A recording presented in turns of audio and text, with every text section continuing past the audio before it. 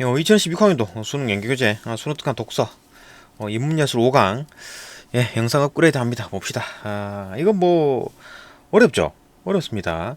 이게 이제 앞부분에는 뭐 별로 내용이 없죠. 이건 뭐 그냥 뭐 정보화 시대고 뭐 모든 세상을 다 이제 정보로 볼 수 있다.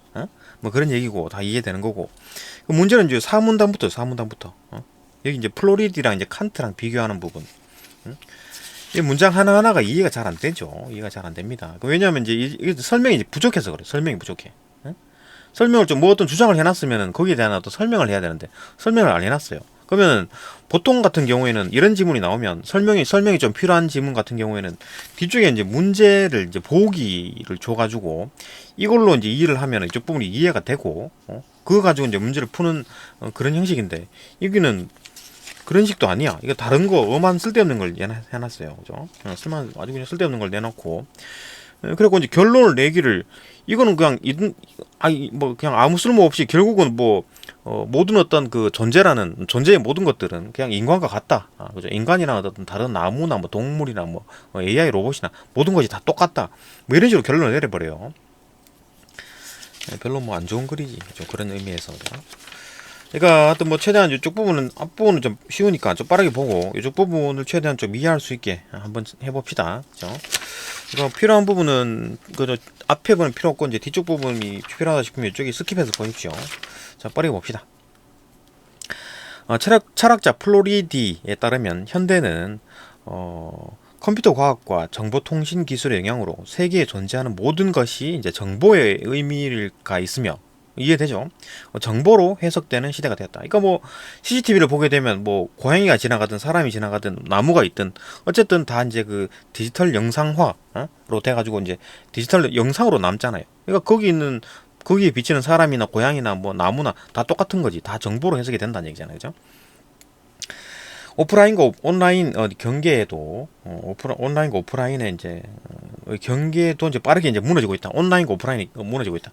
우리가 사는 세계 속의 경험은 더 이상 로그인된 정보 세계와 로그아웃된 물리 세계의 경험으로 구분되지 않는다. 그러니까 뭐 책상에 앉아가지고 뭐 옛날같이 데스크탑에 앉아가지고 그죠? 뭐 전원 켜가지고 앉아가지고 뭐 마우스 잡고 이렇게 그렇게 해야지만 뭐 이게 막 온라인에 접속되는 그런 세상이 아니죠, 그죠? 뭐 핸드폰 들고 다니면서 길 가다가도 뭐 다 뭐 접속이 되고 하는 거니까 그 얘기를 하는 것 같고. 오늘날 우리의 물리적 몸은 오프라인 공간이 있죠. 이건 뭐 당연한 얘기고. 우리는 또한 어떤 데이터의 형태로 이제 클라우드, 소셜 미디어 공간에도 존재한다. 거기에 나도 내가 있는 거지, 그죠? 내가 있고. 그 다음에 스마트폰과 같은 휴대용 전자기기를 통해 가지고 언제나 온라인과 이제 연결되어 있는 상황이지. 전화를 온다거나 카톡이 온다거나 아니면 뭐 SNS 뭐가 뜬다거나 그러면 본다는 얘기잖아요. 바로바로 연결돼 있다. 이처럼 플로리디는 우리가 사는 생활 세계가 이제 본질적으로 정보적인 속성을 지닌 것으로 변했다. 그렇지? 여기까지는 다 이해되고 그런 세상이다. 정보화 시대다. 오케이.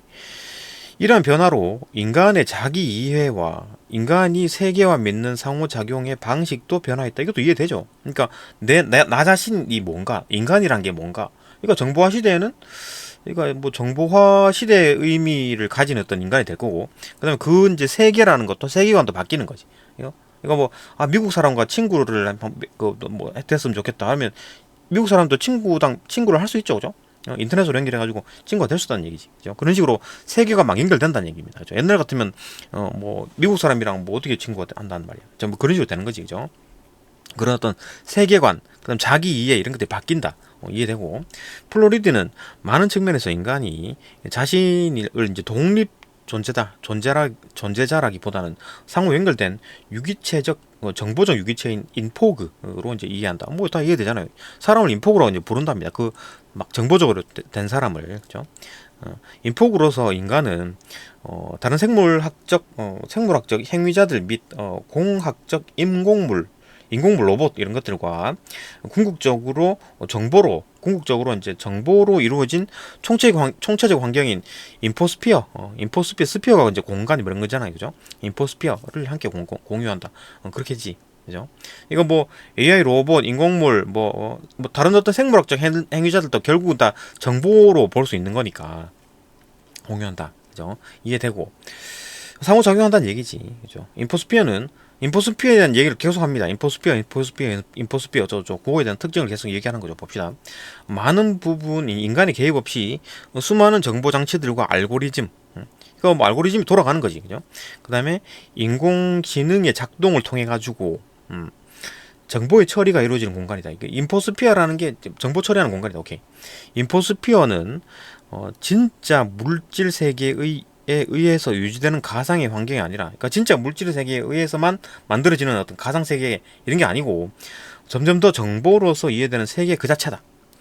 그러니까 인포스피어는 뭐 온라인 오프라인 따지지 않고 모든 세계, 물질 세계, 뭐 가상 공간 다 합해서 인포스피어라고 한다. 즉 인포스피어는 단순히 사이버 공간만을 의미하는 것이 아니라 우리가 사는 실질적인 생활 환경 전체를 총칭하는 말로 이해될 수 있다. 오케이. 인포스피어에서 상호작용은 모니터나 키보드와 같은 전통적인 장치들의 이제 중요성이 줄어들고, 그죠? 모니터나 컴퓨터 같은 거는 그냥 전통적으로 집에 가갖고 아니면 PC방 가가지고, 그죠? 파워 키고 뭐 모니터 키고 해가지고 이제 이렇게 해야지만 인터넷에 접속되고 그런 시대가 아니고, 그죠? 터치 스크린, 음성 명령, 뭐 시리아 뭐 이런 식으로 하죠, 그죠? 그다음에 제스처 감지, 그다음에 위치 데이터, 핸드폰 들고 다니면 위치가 다 찍히죠. 그런 것들을 통한 방식으로 바꿔서 상호작용에 필요한 장치들이 점차 눈에 띄지 않고, 이거 뭐 대형 모니터가 있고, 그죠? 그다음에 뭐 PC 장치가 있고, 본체가 있고, 뭐 키보드가 있고, 마우스가 있고 그런 게 아니라 그냥 우리가 돌아다니는 것 자체가 얘가 전부 다 그냥 데이터에 잡힌다는 얘기잖아요, 그죠? 그 이제 자체가 이제 정보화되어 있다는 거지. 또한 인포스피어에서 이제 상호작용은 정보적이며 이 모든 것들이 정보로 디지털 신호로 다 통한다. 다 이제 그 만들어질 수가 있다. 그죠? 이는 읽기, 수신 접근 저장, 그다음에 쓰기, 생성 변화 및 어떤 뭐 실행, 처리, 이제 조작이나 활동으로 해석될 수 있다. 그러니까 사람이 어떤 행동을 했다. 그럼 어떤 그게 이제 정보라는 거죠. 그게 내가 이제 길을 가다가 뭐 쓰레기를 주워갖고 휴지통에 딱 넣었어. 그럼 착한 일을 했잖아요. 이제 도덕적으로 그게 정보입니다. 그 행위 자체가 정보라고, 그죠? 정보로 해석될 수 있다. 그죠? 그다음 봅시다. 3문단. 그 플로리디는 인포그로서의 인간이, 그죠? 거기서 사는 인간을 이제 인포그라고 부르고, 그 인포스피어 안에 사는 인간을 인포그라고 부르네요.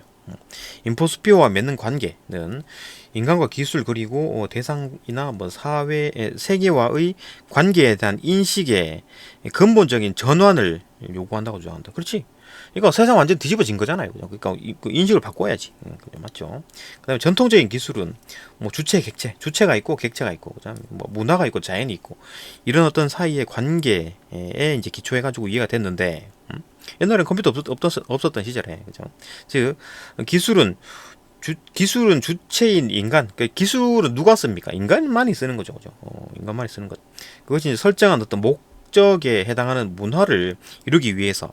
그러니까 인간만이 기술을 쓰고, 기술을 왜 쓰느냐? 인간이 어떤 생활을 더 윤택하기 위해서 기술 쓰는 거잖아요, 그죠? 그런 어떤 목적에 해당하는 어떤 문화를 이루기 위해서 뭐 객체인 자연을 이용하고, 그 다음에 통제하고 조작하고 자연을 이용하는 거지. 그게 이제 위에서 사용되는 수단의 집합이었다. 기술이라는 게 인간이 어떤 뭔가를 해가지고 자연을 어떻게 최대한 효율적으로 활용하는 그런 수단의 집합이었다. 그죠? 뭐 칸트가 살던 시대는 이랬겠지. 그죠? 그러나 정보통신기술은 우리가 이제 살아가는 실제 혹은 환경의 일부인 동시에 자기 이해에서도 자기 이해, 나는 누구인가, 그죠? 내가 어떤 놈이, 인간이 내 존재, 예? 그게 뭐 어떤 데 보면 뭐 이게 다 그냥 뭐 사람 실제 존재하는 게 아니라 다 그냥 뭐 시뮬레이션이다, 뭐 이런 얘기도 있잖아요, 그죠? 그것처럼 자기 이해에 대해서도 정보의 생성, 정보가 이제 생성이 되고, 내가 이제 뭐 이렇게 주로 도서관에 갔다, 공부하고 이제 다시 집에 돌아왔다, 뭘 먹었다, 이런 모든 것들이 정보가 되는 거죠. 정보가, 그죠? 정보의 생성, 그다음 관리, 그다음 활용, 이런 것들은 이제 핵심적인 문제로 만들었다. 이런 것들을 핵심적인 문제로 만들었다. 그러니까 내 자신을 이해하기 위해서 내가 뭘 하고, 내가 몇 시에 일어나고 몇 시에 밥을 먹고 어떻게 몇 시에 퇴근하고, 이런 것들, 그죠? 이런 것들이 이제 나 자신을 이해할 수 있는 거잖아요. 그 정보들을 이용해가지고 해가지고 나 자신을 정의를 내리잖아요, 그죠? 그게 이제 핵심적인 문제가 되는 거지. 정보화 시대에 그런 거죠, 그죠? 옛날에는 안 그랬는데, 그죠?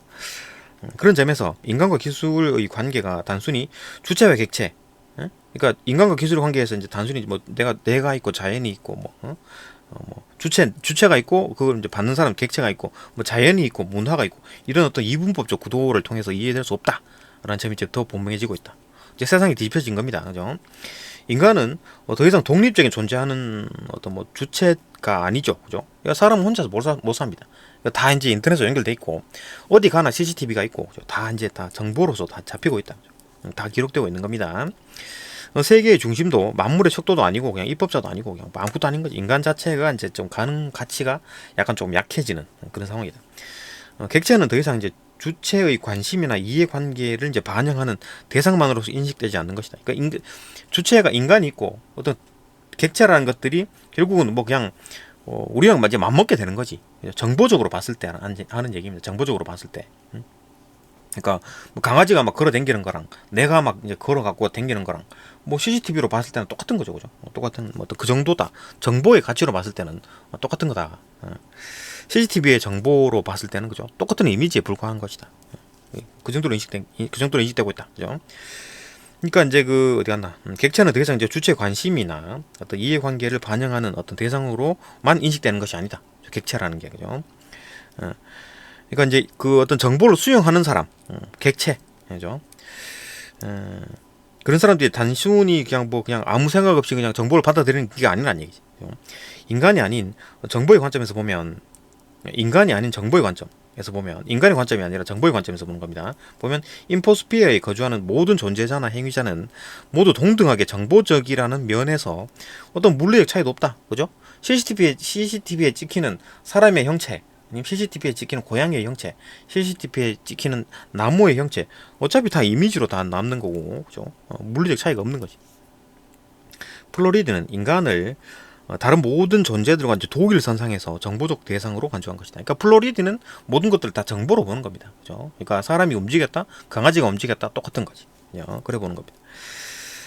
플로리드는 이게 여기 이제 사문단 어린 거 나오네 봅시다. 플로리드는 인포스피어에 거주하는 모든 존재자는 정보적 존재자로서 내재적인 도덕적 가치를 지닌다고 보았다. 그러니까 이 존재자들이 어떤 내재적 가치, 내재적인 어떤 도덕적 가치, 그러니까 존재하는 모든 것들, 존재하는 모든 것들 하나하나가 어떤 도덕적 가치가 있다라는 겁니다.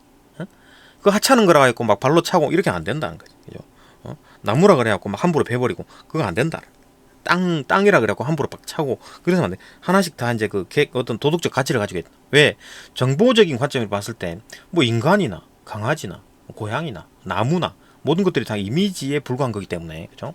똑같이 인간이 소중하다면 이 다른 놈들도 똑같이 내재적 가치를 가지는 거겠지, 그죠? 정보가 존재론적 범주의 핵심 개념이 되는 것이다. 그러니까 정보를 만들 수 있고 생성할 수 있고, 그죠? 그런 것들은 다 정보적 가치가 있는 거지, 그죠? 그렇기 때문에 내재적 가치가 있다, 도덕적 가치가 있다라는 거죠. 이는 칸트의 입장과 대비되지. 그죠? 칸트는 인간만이 인간 중심이죠, 그죠? 인간만이 그런 어떤 그 가치가 있다, 내재적 가치가 있다, 이렇게 얘기하는 겁니다. 칸트는 어떤 것이 이제 갖는 가치를 그것이 이제 수단으로서 갖는 도구적 가치와 목적으로 갖는 내재적 가치로 구분한다. 그러니까 칸트 같은 경우에는 어떤 뭐 존재를 볼 때 이놈은 어떤 그 내재적 가치를 가지고 있는 놈, 이놈은 그 도구적 가치를 가지고 있는 놈 이렇게 구분한다고요. 그러니까 여기서 말하는 이제 칸트는 이제 뭐 목적을 가진 어떤 뭐 내재적 가치를 가진 거는 인간뿐이고 다른 모든 것들은 도구적 가치에 불과하다. 인간이 중심이기 때문에 그게 애들이 이제 인간이 이제 그 삶의 효율성을 효율을 올리기 위해서 이제 자연을 이용하는 거다. 이래 본 거잖아요. 그죠? 그러니까 인간 이외의 모든 것들은 이제 도구적 가치. 그다음에 그 인간만이 이제 내재적 가치. 이런 이제 그렇게 이제 구분한다. 도구적 가치는 어떤 것이 이제 특정한 목적의 달성을 수단으로 갖게 되는 상대적 가치고, 그죠? 이거 뭐 그냥 수단에 불과하다. 그것이 이제 도구로 사용하는 행위자가 이제 주체지, 그죠? 행위자의 관심이나 이해관계에 의존하는 우연적 가치인 거지. 그러니까 사람이 지나가다가 이거 뭐 이럴 때는 이게 가치가 있는 거고, 이럴 때는 이게 더 가치가 있는 거고 이렇게 보는 거지. 그 사람 마음인 거지. 우연한 거죠, 그죠? 이에 비해 목적으로서 갖는 내재적 가치는 해당 존재자가 그 자체로 가지는 갖는 가치로 결코 침해될 수 없는 절대적 가치, 이런 게 있다라는 거지. 내재적 가치, 그죠? 내재적 가치는 여기 이제 뭐 그 플로리디가 말하는 내재적 가치는 이거 뭐 정보화 관점으로 봤을 때 다 똑같이 다 전부 다 내재적 도덕적 가치를 다 가진다고 봤는데, 이 칸트는 인간만이 그런 어떤 도덕적 가치를 내재적 가치를 가진다라고 한 거죠, 그죠? 그런 어떤 절대적 가치를 가지게 된다. 그 가치는, 칸트가 말하는 내재적 가치는 어떤 절대적 가치다, 그죠? 칸트는 그러한 가치를 존엄성이라고 부른다. 존엄성. 인격적인 존재인 인간만이 인격을 가지고 있고, 사람인자죠, 그죠? 사람의 어떤 그죠? 그런 어떤 그런 걸 가지는 인간만이 목적적 존재임으로서 어떤 목적을 가진 거지. 인간만이 목적을 가지고 있고, 그러한 어떤 존엄성을 갖는다. 존엄성을 갖는다. 내재적 가치를 가진다, 그죠? 이를 바탕으로 칸트의 윤리학에서는 도덕적 행위자는 자신의 행위를 책임질 수 있는 존재다. 그러니까 자기가 존엄성을 가지고 있기 때문에, 그죠? 자기 스스로 자기 행위에 어떤 책임을 지는 거지. 왜냐하면 자기가 존엄성을 가지고 있잖아요, 그죠? 내가 고귀한 존재야. 그렇기 때문에 그 책임을 질 수 있는 거지, 그죠? 내가 고귀한 존재이기 때문에, 그러니까 뭐 일단은 내가 이제 어느 정도 수준까지 올라와 있는 상황, 그러니까 뭐 내가 좀 어느 정도 어떤 뭘 가지고 있는 상황이죠, 그죠? 뭐가 된 상황이 되잖아요, 그죠? 그러니까 존엄성을 가지고 있는 상황이기 때문에 뭐 그 존엄성을 해치지 않기 위해서 뭔가 존엄성에 맞는 행동을 하겠지, 그죠? 그렇게 책임질 수 있는 게 되는 거죠, 그죠? 그러니까 존엄성을 가지고 있다는 것 자체가 어떤 그 존엄성을 유지하려는 행동을 한다는 얘기고, 존엄성을 유지한다는 행동 자체가 뭐 책임을 질 수 있는 존재가 되는 거지. 내 책임을 진다는 거지, 그죠? 응? 이거 함부로 막 행동하지 않는다. 내 존엄성을 막 무너뜨리는 행동을 하지 않는다, 그죠? 그러니까 책임을 질 수 있는 존재가 된다. 그러니까 존엄성을 갖는다? 그러면 그만큼의 책임이 따른다, 그 얘기죠, 그죠? 그 외에는 인격적인 존재로서의 인간에 한정된다, 그죠? 그러니까 인간에 한정되는 거야. 인간만이 그런 어떤 그 목적을 가지고 있고, 어떤 뭐 내재적 가치를 가지게 되고, 그 뭐 내재적 가치가 이제 존엄성이고, 존엄성을 가지게 되고, 그죠? 그렇기 때문에 이제 책임을 질 수 있는 존재가 된다, 그 얘기잖아요, 그죠? 인간만이 그렇다. 뭐 강아지가 함부로 똥 싸고 오줌 싸고 한다 그래갖고 뭐 야 책임져라 이렇게 안 하잖아요, 그죠? 이제 그렇게 이제 칸트는 그래 본 거지. 플로리드는 이와 같이 행위자 우선성을 가정하고 있는 행위자가 뭡니까? 여기서 말하는 도덕적 행위자라는 거는 인간이죠, 인간. 도덕적 행위자는 인간뿐이다 그랬잖아요. 근데 플로리드는 이와 같이 행위자의 우선성을 가정하고 있는 윤리적 담론 구조를 전복한다, 뒤집어 엎는다는 얘기. 행위자의 우선성을 가정하고 있는 거, 그러니까 행위자, 도덕적으로 행위하는 거, 그건 인간이다. 그 인간만이 어떤 존엄성을 가진 것, 뭐 그런 거를 뒤집어 버린다. 윤리적 담론, 그죠? 그러니까 칸트 윤리학의 첫 번째 시작이 인간 존엄성부터 시작하는 거니까, 그죠? 그걸 뒤집어 버린다는 얘기지. 행위자 우선성, 그런 거 없다. 인간이 우선이다, 이런 거 없다. 그는 정보적인 상호작용에서 모든 정보적 존재자들은 도덕적 행위의 전송자인 행위자나, 그러니까 도덕적 행위의 전송자라는 게 뭡니까? 정보적 관점에서. 그러니까 내가 어떤 CCTV가 찍었는데 내가 길을 가다가 휴지를 지워가지고 휴지통에 넣었어. 착한 일을 했죠, 그죠? 도덕적 행위를 했잖아. 그걸 이제 전송했잖아, 나는. 맞나요? 내가 그 행동을 전송을 했다고, 그죠? 착한 행동을 했잖아요. CCTV에 전송을 했잖아. 내가 일부러 전송하고자 했던 건 아니고, 그죠? 어쨌든 뭐 CCTV에 찍혔어. 전송이 된 거죠, 그죠? 그런 행위자이거나 아니면 행위의 수신자. 그걸 뭐 CCTV를 이제 본 사람이 있겠지. 그 사람이거나 아니면 뭐 그걸 이제 본 어떤 AI에 뭐 어떤 관리하는 AI라든지 인공지능이라든지 아니면 뭐 그런 어떤 뭐 데이터로서 어떤 뭐 수신한 어떤 뭐가 있겠지, 그죠? 수신자로서 정보적 대상이 있겠지. 그런 걸로 인식이 되고 있는 어떤 피동자, 인식이 되고 이제 해석이 되는 피동자. 그러니까 모든 존재자를 어떤 행위자, 그다음에 피동자, 어떤 사람이 어떤 뭔가를 했어, 사람이든지 뭐 강아지든지 뭔가를 했어. 정보적 가치를 가진 것들이 뭔가를 했어. 그러면 뭔가를 행위하는 것 자체가 뭐 정보가 되는 거고, 그죠? 내가 뭘 움직임이 있는 것 자체가 다 정보잖아요, 그죠? 그 정보를 내가 이제 보낸 거지. 그죠? 전송을 하게 되고, 그러면은 누군가는 그 정보를 봤을 거 아니야, 그죠? CCTV가 봤든 CCTV를 보고 있는 사람이 봤든 아니면 CCTV에 저장되어 있는 어떤 인공지능 AI가 봤든 뭔가 봤을 거 아니에요. 그죠? 봤을 것이다. 그게 이제 피동자다. 그죠? 그렇게 이제 분리될 수가 있는 겁니다. 그죠? 그러니까 정보를 만드는 놈이 있고 그 정보를 보는 놈이 있다. 그렇게 분류하는 거지. 그죠? 행위자, 피동자. 그 피동자를 도덕적 관심의 중심으로서 윤리적 담론의 핵심을 위치시킨다. 자, 그러면 이 말도 봅시다. 그 피동자, 그 보는 놈, 그 놈이 도덕적 관심의 중심인 거야. 보는 놈. 그러니까 칸트 같은 경우에는 행위자, 도덕적으로 행동하는 놈, 도덕적으로 행동하는 놈은 인간밖에 없으니까 인간의 이제 좀 관심이 중심이 되는 거고, 그죠? 인간이 칸트 같은 경우는 인간만이 도덕적 행위를 하고 도덕적 책임을 가지니까 도덕적 행동을 하겠지. 근데 그렇기 때문에 도덕적 관심도 인간에 쏠려 있는 건데 이거 플로리디 같은 경우에는 모든 것들이 다 정보잖아요, 그죠? 정보의 관점으로 봤을 때는 뭐 사람이나 뭐 개구리나 고양이나 강아지나 다 똑같은 어떤 레벨이니까, 그죠? 똑같은 수준이니까. 그러니까 어떤 정보를 만드는 놈이 만드는 놈, 어떤 착한 행동, 윤리적인 행동 하는 놈이 거기에 주목하는 게 아니라 그걸 보는 놈에 주목을 한다고. 보는 놈. 그 정보를 전송받은 놈. 그죠? 피동자의 이제 도덕적 관심의 중심이 글로 가는 거죠. 그죠? 그리고 윤리적 담론의 핵심을 위치시킨다. 그죠? 이건 뭐 정확하게 무슨 말인지 모르겠으나 어쨌든 그 보는 놈, 정보를 받은 놈. 그죠? 거기에 이제 윤리적 담론의 윤리적 담론의 이제 핵심을 위치시키는 겁니다. 거기서 중요성을 더 주는 거지. 도덕적 책임을 질 수 있는 행위자의 관점이 아니라, 그죠? 착한 행동, 도덕 윤리 이런 것들을 행동하는 놈, 그러니까 착한 행동을 해가지고 착한 행동을 했다는 그 정보를 전송하는 그런 행위자의 관점이 아니라 도덕적 책임을 질 수 없더라도, 그러니까 행위자 역시 이 도덕적 책임을 질 수 없다고 보는 건 맞네. 그러니까 플로리디도 결국은 이제 피동자는 도덕적 책임을 지지 않네. 그러니까 칸트 윤리학에서도 책임을 지지 않죠. 자연은. 책임지는 놈은 누구다? 인간. 그죠? 도덕적 행위자만이 책임을 지잖아요.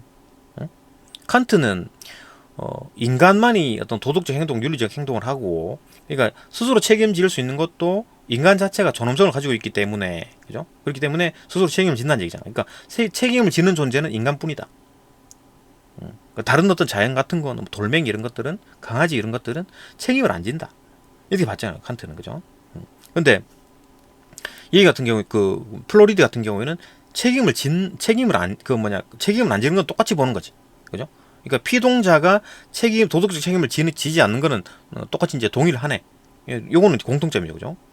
도덕적 책임을 지지 않는데, 다만, 얘들이 행위자에게 도덕적 책임을 묻는 거야. 행위자가 어떤 행동을 했어. 착한 행동을 했어. 그래갖고 착한 행동을 한 모습을 정보화돼가지고 CCTV에 찍혔어. 그죠? 아니면 얘가 뭐 도둑질을 했어. 그죠? CCTV에 찍혔어. 그러면은 이 피동자는 행위자에게 도덕적 책임을 묻는 거야. 그죠? 물을 수 있는 거지. 그러니까 이 피동자는 일단 칸트 윤리학에서 이제 피동자는 언급이 없었지만 인간 외의 모든 것들은 행위자 이외의 모든 것들을 다 피동자라고 가정하면 칸트 윤리학에서는 자연이라고 보는 거고, 그죠? 자연에 한정된 거고, 지금 그 플로리디 같은 경우에는 피동자는 뭐 다른 타인도 되는 거죠. 그러니까 뒤에 피동자는 얘기 납니다. 인격체, 다른 사람도 되는 거, 타인도 되는 겁니다. 그리고 생물, 뭐 기술, 그러니까 뭐 인공 AI 그죠? 인공지능 AI, 그다음에 뭐 인공물, 뭐 로봇 같은 것도 다 포함돼 가지고 이게 피동자의 범위가 넓지. 맞죠? 큰 차이, 이게 가장 큰 차이지. 그러니까 칸트 윤리학에서 이제 피동자 언급이 없었지만 어떤 도덕적 행위자인 인간을 제외한 모든 것들을 피동자라고 봤을 때, 그죠? 그 피동자는 자연만이 이제 포함된 거지만, 여기서 말하는 플로리디가 말하는 어떤 피동자는 범위가 넓죠, 그죠? 인간도 포함됩니다. 인간도 포함되고, 그러니까 정보를 받는 모든 것들은 피동자인 거지. 응? 정보를 받는 모든 것들은 피동자라고. 그러니까 지금 플로리디는 정보의 관점에서 보는 거잖아요. 그러니까 도덕적 행위를 하는 놈, 근데 도덕적 행위를 하는 놈은 사람일 수도 있고, 또 마찬가지 행위하는 놈은 강아지일 수도 있고, 그죠? 그다음에 뭐 로봇일 수도 있잖아요. 뭔가 행위하는 놈, 도덕적 행위를 해가지고 정보를 만들어내는 놈은 뭐 꼭 인간만이 행위자가 되는 건 아니지, 그죠? 다른 어떤 모든 것들이 행위자가 될 수 있는 거지. 예, 그런 어떤 것들이 정보를 만들어 가지고 어떤 뭐 인간이든 뭐 어떤 뭐 AI든 로봇이든 뭐 어쨌든 간에 피동자 들이 이제 볼 수 있다, 관찰한다. 얘들이 관찰한다. 그죠? 이 관찰하는 놈들한테 좀 중심을 기울인다, 그죠? 관심을 기울인다. 이게 이제 플로리디의 이제 그 피동자 중심 윤리학이죠. 일단 피종자의 관점에서 이제 보려고 하는 거지, 그죠? 그러니까 어떤 뭐 이제 그런데 이 피동자가 행위자에게 도덕적 책임을 물을 수가 있는 거다. 근데 칸트 같은 경우에는 뭐 피동자 언급 없었지만 인간 이외의 것이 인간에게 책임을 물을 수 있나요? 그럴 수 없죠, 그죠? 그럴 수 없습니다.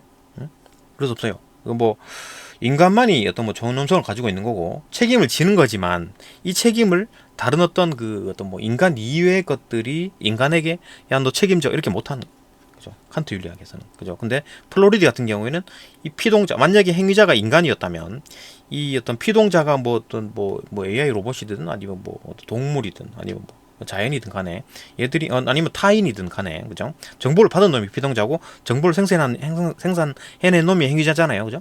어쨌든 이 피동자와 행위자 간에 어떤 뭐 얘가 얘한테 행동을 한 사람한테 뭔가 행위를 한 사람한테 어떤 뭐 도덕 책임을 물을 수가 있다, 그죠? 이 관찰하는 모든 것들이기 때문에, 그죠? 이 피동자는, 그죠? 정보를 받는 모든 것들이잖아요, 그죠? 인간이든 뭐 AI 로봇이든 뭐 인공지능이든 간에, 그러니까 얘가 뭐 담벼락에 오줌 싸고 있다 그러면 이 피동자가 야 그거 오줌 싸지 마라 이렇게 하겠지, 그죠? 그죠? 그렇게 책임을 물을 수가 있다. 이 피동자의 관점에서 설명하려고 한다, 그죠? 그 피동자에게 이제 피동자는 어떤 게 있을까? 인격체, 인간도 포함한다는 얘기지, 그죠? 그다음 생물, 그다음에 기술, 뭐 AI, 그죠? 인공지능, 그다음에 뭐 인공물, 얘 로봇 같은 경우에도, 그죠? 포함된다. 그래가지고 플로리드는 칸트가 말하는 내재적 가치를 피동자 중심의 윤리학과 결합한다. 칸트가 말하는 내재적 가치는 뭡니까? 칸트가 말하는 내재적 가치는 인간만이 가지는 이 어떤 존엄성, 어떤 뭐 절대적 가치, 그죠? 그 자체로 가지는 절대적 가치, 이런 거와 피동자 중심의 윤리학과 결합을 한답니다. 어떻게 결합한다는 얘기야? 봅시다. 그에 따르면 정보적 구조로 분석될 수 있는 모든 존재자들은, 그러니까 정보적으로 분석될 수 있는 모든 것들, 뭐 카메라에 찍힐 수 있는, CCTV에 잡힐 수 있는 모든 것들, 사람, 강아지, 뭐 고양이, 나무, 뭐 이런 모든 것들, 그 분석될 수 있는 모든 존재자는 도덕적 피동자로서 그 자체로 어떤 내재적 가치를 가진다. 내재적 가치를 가진대. 그러니까 칸트가 말하는 내재적 가치를 여기 이제 결합시키는 거니까, 칸트가 말하는 내재적 가치는 존엄성이죠. 그 존엄성을 다 준다는 얘기잖아, 그러면은. 응? 그죠? 그렇게 추론할 수 있겠죠. 모든 존재자는 도덕적 피동자로서 그 자체로 내재적 가치를 가진다 그랬잖아. 그리고 칸트가 말하는 것과 이제 결합시킨다 그랬으니까, 칸트가 말하는 내재적 가치는 존엄성이니까 그 존엄성을 도덕적 피동자에게 다 준다는 얘기지. 모든 존재자는 피동자니까. 그러니까 행위한 놈이 있고 그 외의 모든 것들은 다 피동자잖아요, 그죠? 모든 놈들은 피동자니까 그들 자체가 전부 다 존엄성을 가지게 된다. 단지 있는 그대로 그것이 존재한다는 사실만으로도 그 본성에 적합한 방식으로 실전하고 발전할 수 있는 권리를 갖게 된다. 그러니까 하나하나당 어떤 권리가 다 있다. 그러니까 그게 사람이든 뭐 강아지든 나무든 간에, 그죠? 그렇게 말하는 거지. 그러니까 뭐 정보로 이제 해석되는 모든 것들이 같은 레벨이다. 그 한 문장으로 그렇게 해결돼 버리잖아요, 그죠? 이거 뭐 그냥 쓸데없는 뭐 피동자, 뭐 행위자 이렇게 설명해라는 것도 결국은 뭔 얘기냐? 그러니까 플로리디가 말하는 거는 결국 인간이나 뭐 자연이나 뭐 로봇이나 뭐 AI나 뭐 다 똑같다. 다 똑같이 존엄성을 가진다. 그 얘기로 그냥 끝나버리죠, 그죠? 결국 이제 그렇게 정리를 해버립니다. 봅시다. 플로리디의 이제 피동자 중심 윤리학은 도덕적 행위를 하는 주체의 관점이 아니라, 행위를 하는 놈, 착한 일을 하는 놈, 그 관점이 아니라 행위로 인해 가지고 영향을 받게 되는 피동자의 관점. 그러니까 내가 뭔가 행동을 했어. 근데 그걸 이제 관찰하는 관찰자가 있을 거 아니야. 그죠? 뭐 CCTV가 찍든지 그러니까 내가 행동을 했다는 것 자체가 정보를 만들어낸 거죠. 정보의 생성이잖아, 그죠? 정보를 생성하게 되고, 그 정보가 생성된 정보가 그걸 정보를 누군가 받을 거 아니야. 그 사람들이 수신자, 피동자가 되는 거지. 이제 그 사람들을 이제 관점에서 접근하게 되는 거지. 피동자 중심에서. 그러니까 이 피동자가 그 이제 관찰하는 사람에게 책임을 묻는 거지. 야, 그 오줌 싸지 마. 그 벽에 담벼락에. 뭐 이런 식으로. 그죠? 그렇게 접근한다. 이로 인해 이를 통해서 인포스피어에 거주하는 정보적 존재자는 최소한의 존중과 보호받을 자격을 갖는다. 그러니까 인포스피어에 거주하는 모든 것들 자체가 기본적으로 어떤 뭐 존엄성을 가지고 있다. 존재 자체만으로도 어떤 권리를 가진다. 그랬으니까, 그죠? 그러니까 뭐 계속 그 얘기입니다. 같은 얘기를 하는 거죠. 그러니까 뭐 되게 내용이 어려워 보이지만 실질적으로 뭐 한 내용은 별로 없죠, 그죠? 그러니까 칸트는 인간만 중요하다고 한 거고, 플로리드는 인간 이유, 정보학적으로 봤을 때 다른 모든 것들이 다 인간이나 뭐 강아지나 다 똑같이 뭐 중요하다. 그 얘기잖아요, 그죠? 이를 통해서 인포스피어에 거주하는 이거 봤구나. 지금까지 도덕적 공동체에 배제되어 있던 그 도덕적 공동체는 인간만으로 봤잖아요, 그죠? 그런데 모든 종류의 존재들이 도덕적으로 유의미하고 도덕적으로 유의미하대. 그래갖고 이제 중요한 존재가 될 수 있다는 것을 있는 가능성을 늘 열어놓은 것이. 그러니까 뭐 이게 막 굉장히 어렵게 써놨는데 뭐 칸트랑 비교하고 뭐가 뭐 행위자 뭐 피동자 이렇게 써놨지만 결국은 이 얘기를 하고 싶었던 거잖아요, 그죠? 이건 뭐 그냥 매가리가 없는 것 같다. 이건 뭐 정보 철학이라는 피동자 철학이라는 피동자 중심 윤리학이라는 게 실체가 있는 건가? 뭐 그런 느낌도 들고 뭐 그렇다. 이거에 관련해 가지고 문제가 있으면 좋은 것 같은데 그 뭐 조금 더 보충 어떤 뭐 설명이 어떤 뭐 문제가 있으면 좋을 것 같은데 그런 건 없어요, 그죠? 이거 뭐 매가리 없는 문제잖아요, 그죠? 별로 뭐 중요한 것도 아닌 것 같고 이것도 별로 뭐 중요하지도 않죠, 그죠? 네, 여기까지 보고 조금 더 깔끔하게 또 만들어 가지고 또 본 영상에 올리겠습니다. 네, 여기까지 보고 다음 영상 넘어갑시다.